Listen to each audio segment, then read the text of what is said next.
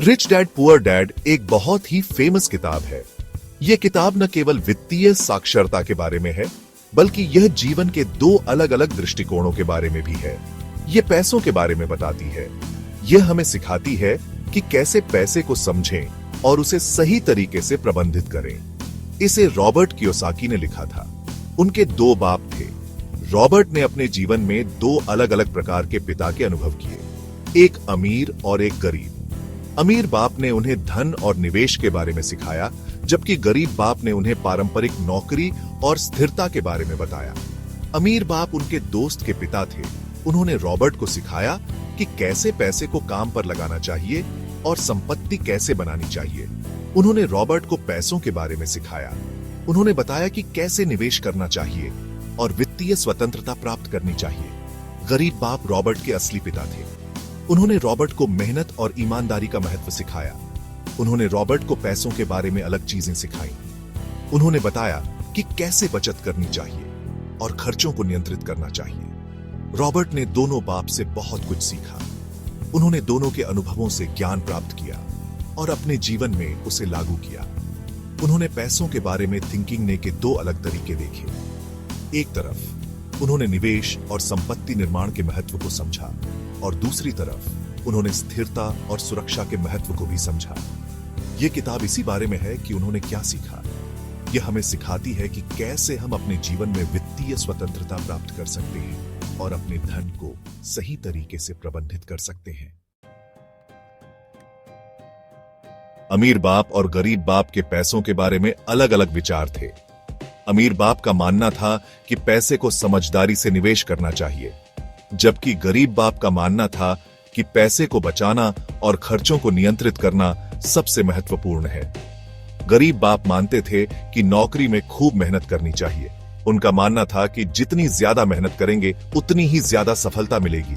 वे हमेशा अपने बच्चों को यही सिखाते थे कि मेहनत ही सफलता की कुंजी है। वो थिंकिंग थे कि अच्छी पढ़ाई करो और फिर एक पक्की नौकरी ढूंढो। उनके अनुसार शिक्षा ही वह साधन है जिससे एक स्थिर और सुरक्षित भविष्य सुनिश्चित किया जा सकता है।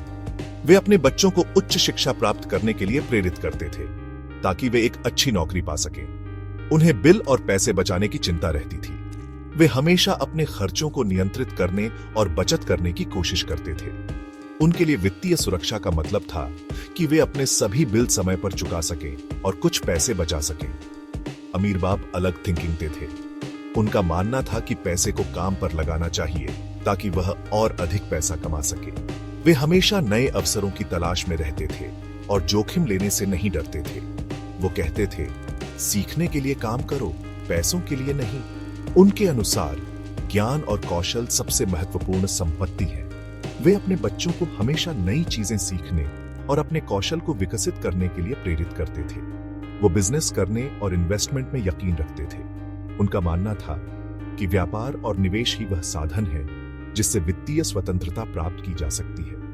वे हमेशा अपने बच्चों को व्यापार और निवेश के महत्व को समझाते थे। वो चाहते थे कि पैसा उनके लिए काम करे, न कि वो पैसों के लिए। उनके अनुसार सही निवेश और व्यापारिक निर्णयों के माध्यम से ही वित्तीय स्वतंत्रता प्राप्त की जा सकती है। वे हमेशा अपने बच्चों को सिखाते थे कि पैसे को समझदारी से निवेश करना चाहिए ताकि वह और अधिक पैसा कमा सके। किताब का एक बड़ा सबक है फाइनेंशियल लिटरेसी। इसका मतलब है पैसों के काम करने का तरीका समझना। गरीब बाप थिंकिंग थे कि पैसे के बारे में स्कूल में सीखते हैं। अमीर बाप कहते थे कि स्कूल में पैसों के बारे में ज्यादा नहीं सिखाते। वो कहते थे कि खुद ही पैसों के बारे में सीखना पड़ता है। इन्वेस्टमेंट और बिजनेस के बारे में सीखना जरूरी है। चौथा भाग, एसेट्स बनाम लायबिलिटीज, फर्क समझना। अमीर बाप ने रॉबर्ट को एसेट्स और लायबिलिटीज के बारे में सिखाया। एसेट आपकी जेब में पैसा डालता है, लायबिलिटी आपकी जेब से पैसा निकालता है। अगर बड़ा लोन है तो घर एक लायबिलिटी हो सकता है। गाड़ी एक लायबिलिटी है क्योंकि इसकी कीमत कम होती जाती है। बिजनेस और इन्वेस्टमेंट एसेट्स हैं, ये आपके लिए पैसा बनाते हैं। पांचवा भाग, पैसा आपके लिए काम करे, पैसिव इनकम की ताकत। अमीर बाप ने पैसिव इनकम के बारे में बताया। ये वो पैसा है जो आपको बिना काम करे भी मिलता है। वो कहते थे, अमीर लोग पैसों के लिए काम नहीं करते, उनका पैसा उनके लिए काम करता है। आप प्रॉपर्टी, बिजनेस या शेयर से पैसिव इनकम बना सकते हैं। ऐसे ही आप आर्थिक रूप से आजाद होते हैं। छठा भाग, पैसों की रुकावटें दूर करना, डर और शंका। बहुत से लोग इन्वेस्टमेंट करने या बिजनेस शुरू करने से डरते हैं। उन्हें गलती करने या पैसा गंवाने का डर होता है। अमीर बाप कहते थे, डर और शंका लोगों को पीछे रखती है। वो कहते थे कि पैसों के बारे में सीखो ताकि डर न लगे। आपको अपने पैसों पर कंट्रोल रखना होगा। डर को आपको अमीर बनने से न रोके।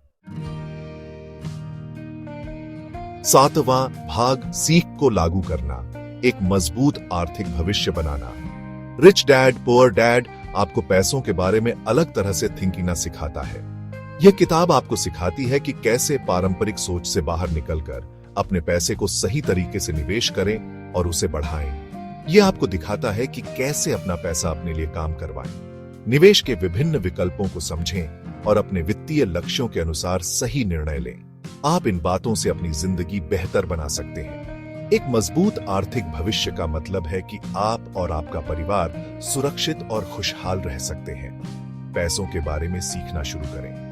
वित्तीय शिक्षा के माध्यम से आप अपने पैसे को बेहतर तरीके से प्रबंधित कर सकते हैं। बुकें पढ़ें, कोर्स करें और वित्तीय ज्ञान को बढ़ाएं। यह आपको सही निवेश और बचत के तरीकों को समझने में मदद करेगा।